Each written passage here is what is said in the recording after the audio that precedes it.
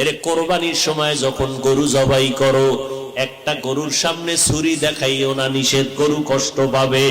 এক গরুর সামনে আর একটা গরুরে জবাই করবা না, গরু কষ্ট পাবে।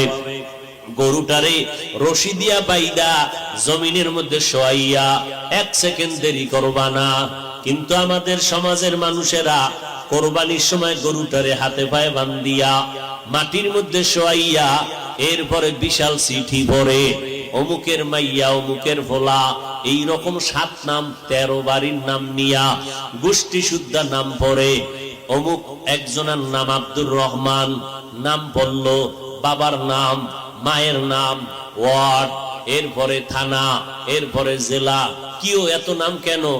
আমার এই নামে তো অমুক জেলায় আরো থাকতে পারে, যদি এই জেলার নাম না কও তাহলে আমার দোয়া তো আর এক জেলায় চলে যাইব। এই জন্য আমার গোষ্ঠী শুদ্ধ সব নাম ক।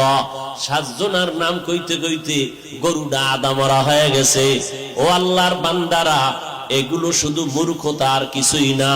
তুমি কোরবানি দিতেছো আমার আল্লাহর জন্য, কার নামে দাও কেউ জানার দরকার নাই, আমার আল্লাহ জানলেই তো যথেষ্ট। আল্লাহর জন্যই যদি দিয়া থাকো, ইমাম সাহেবের ডাইকে আবার গরুডারে কষ্ট দিয়ে কেন চিঠি পড়াও? এর একমাত্র কারণ এই মানুষটা বড় মূর্খ। জুমার দিন ইমাম সাহেবের নিয়ত করছে, হুজুর আব্বার লেগে একটু দোয়া করেন, পকেটে 1000 টাকার হাদিয়াটা রাখছে। ইমাম সাহেব দোয়া করতে গিয়ে আরো 6 জনের নাম কয়ে লাইছে মোনাজাত। মোনাজাতের ভিতরেই মেজাজ গরম, হাদিয়াটা দিয়া হবে না, যে ইমাম সাহেব আমার বাবার জন্য দোয়া করতে গিয়া 1000 টাকা দিব হাদিয়া নিয়ত করছি, হেদিয়া আরো 6 জনের নাম কইল।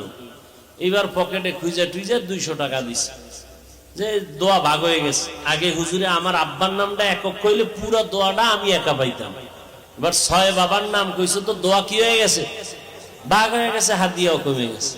এরকম কিছু জাহেল, কিছু ধর্মান্ধ মূর্খ আমাদের সমাজে আছে না নাই?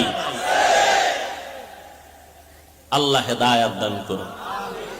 हकीकत से तो दुनिया बेखबर है, दुनिया की नुमाइश पर नजर है, नमी गुयाम के अज दुनिया जुदा बाश बहर कारी के बाशी बा खुदाबाश।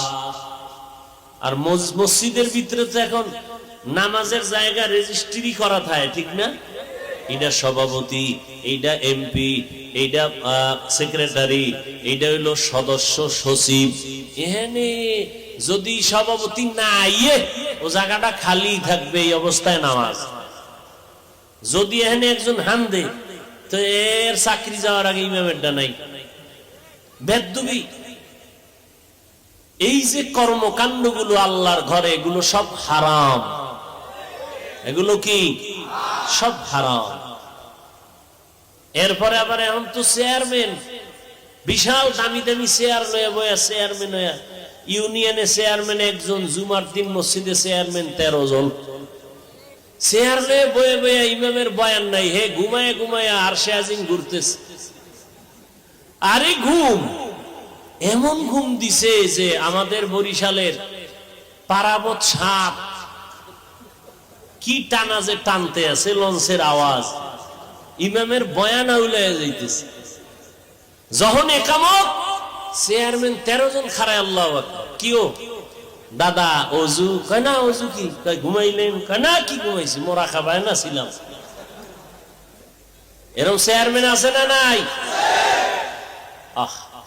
কিয়ামতের আলামত, বান্দা আল্লাহর সাথে মোহাব্বতের পার্সেন্ট যত কম, তার বাস্তবে তার কাজটাও ওই রকম কম। আমার আব্বার মাজা ব্যথা, ঢাকা আনলাম, ডাক্তার দেখাইলেন, ডাক্তার কয় চেয়ারে বয়ে নামাজ পড়বেন।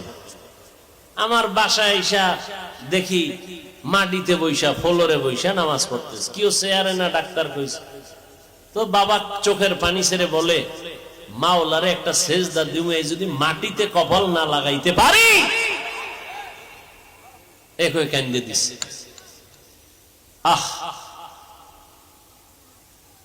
আর আমনে গো মসজিদের খতিবরা যদি কয় চেয়ার বাপ, তুই বাপ, কি ঠিক নি? আহা, আচ্ছা আপনার মাজায় সমস্যা, হাঁটুতে সমস্যা, একটু উঁচা জায়গায় বইয়ে পড়বেন, এই তো। তো একটা টুল মিলিত হয়, হাতাওয়ালা দামি চেয়ার, আবার স্প্রিং লাগাই লিছে নিচে দিয়া ঘুরে।